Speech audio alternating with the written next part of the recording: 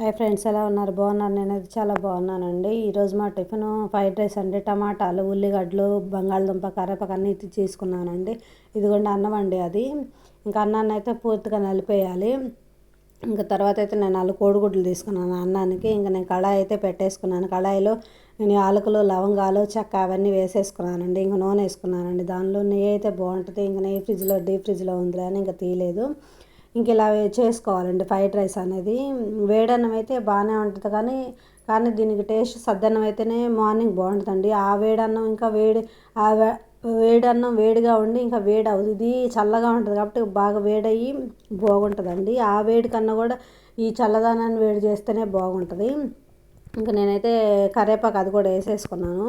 మీకు విషయం చెప్పాలండి, మీరు ఎప్పుడైనా కానీ పెద్ద మనిషిని పెట్టుకొని మాట్లాడుకోవాలి అనుకుంటే ఆ పెద్ద మనిషిని మాట్లాడుకున్న వాళ్ళిద్దరి మధ్య పెట్టుకొని మాట్లాడుకోవాలండి. అలా కాకుండా మన విషయాలు చెప్పి వాళ్ళకి చెప్పమని చెప్తే వాళ్ళు వెళ్ళి చెప్పే గ్యాప్లో ఇవన్నీ మారిపోతున్నాయండి. మనం చెప్పినవి చెప్పట్లేదు ఆ పెద్ద మనుషులు. వాళ్ళు ఏం చెప్తున్నారు మనకైతే తెలీదు, ఏవేవో చెప్తున్నారు. వాళ్ళు మనకే రివర్స్ అవుతున్నారు. అలా కాకుండా నా విషయంలో జరిగింది కాబట్టి మీరు కూడా జాగ్రత్త పడండి ముందుగానే. మీరు అలా మాట్లాడుకునేటట్టయితే పెద్ద మనిషిని మధ్యలో పెట్టుకొని ఇద్దరు ఉండేటట్టు మాట్లాడుకోండి, అదే మంచిది.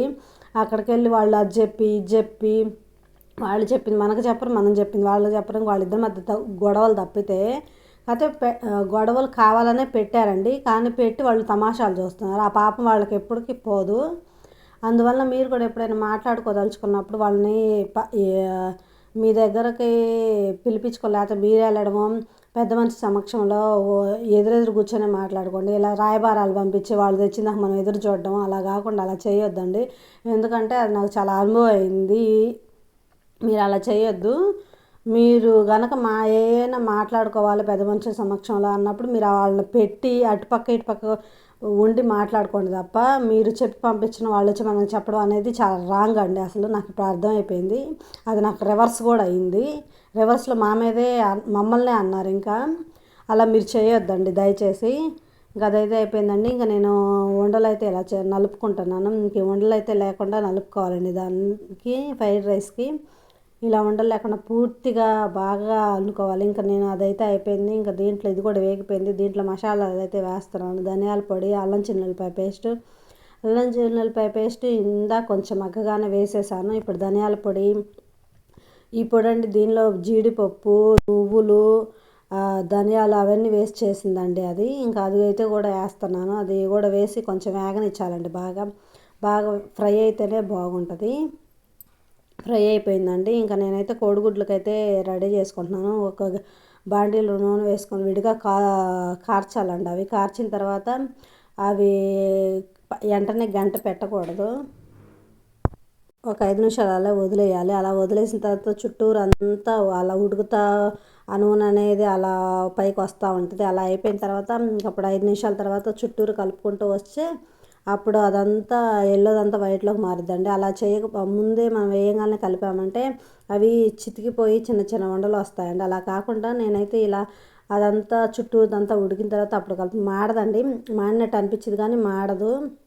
ఆ టైంలోకి మనం తిప్పేస్తాము. ఇంక ఇలా అదంతా అదంతా వైట్లోకి వచ్చేలా చేయాలండి. అలా చేసిన తర్వాత ఇంకా దాన్ని తీసుకొచ్చి వేగిన తర్వాత పూర్తిగా అన్నంలో వేస్తే అది ఇంకా అప్పుడు మనకి పెద్ద పెద్ద ఉండలుగా కనపడతాయండి. అలా కాకపోతే మనం అలా వేగాన్ని నడిపితే చిన్న చిన్న గుడ్లాగా అలా అనిపిస్తాయి. ఇంకా అదైతే వేగిపోయింది. ఇంకా నేను తీసుకొచ్చి దీనిలో అయితే వేసేసాను. ఇంకొక 5 నిమిషాలు బాగా ఫ్రై చేసుకోవాలండి. కొంచెం హైలో పెట్టి ఒక 2-3 నిమిషాలైనా ఫ్రై చేసుకుంటే బాగుంటుంది. దాంట్లో కలిసిపోద్ది. దాంట్లో కలిసిపోయి కొంచెం దాంట్లో ఉన్న కారము, సాల్ట్ అవంతా పట్టిద్ది. ఇంకా అదంతా పట్టినాక ఇంకా అన్నం అయితే వేసేసుకోవాలండి. ఇంకా అన్నం వేసేసుకున్నాక బాగా తిప్పుతూ ఉంటేనే అది బాగా కలిసిపోద్దండి. దానిలో బాగా తిప్పి కొంచెం ఒక 2-3 నిమిషాలు కొంచెం హైలో పెట్టి చేస్తే బాగుంటుందండి. ఇంకా లాస్ట్లో కొత్తిమీర అయితే వేసేసుకోవాలి. కొత్తిమీర అయితే లేదు నా దగ్గర. ఇంకా నేనైతే అలా మొత్తం కలుపుకున్నానండి. ఇంకా కలుపుకున్న తర్వాత అయితే ఇంకా నేను ఇప్పుడు ఇంకొక 2-3 నిమిషాలు ఉంచుతానండి. బాగా తిప్పుతూ ఉంటేనే బాగా అది బాగా ఏమన్నా సాల్ట్ అది ఏమన్నా కలగపోయినా పూర్తిగా కలిసిద్దండి. ఇంకా అలా ఉంచి నేను ఇంకా మళ్ళీ పూర్తిగా ఒక 2-3 నిమిషాలు ఉంచిన తర్వాత కలిపేశాను. ఇంకా నేనైతే టీ అయితే పెట్టుకున్నానండి. టీ పెట్టుకున్న తర్వాత ఇంకా టీ అయితే కాగినాయి, గ్లాస్లో పోసేసుకున్నాను. నా వీడియో కనుక మీకు నచ్చినట్టయితే లైక్ చేసి సబ్స్క్రైబ్ చేయండి. నేనైతే ఇంకా టీ తాగటం స్టార్ట్ చేయబోతున్నానండి.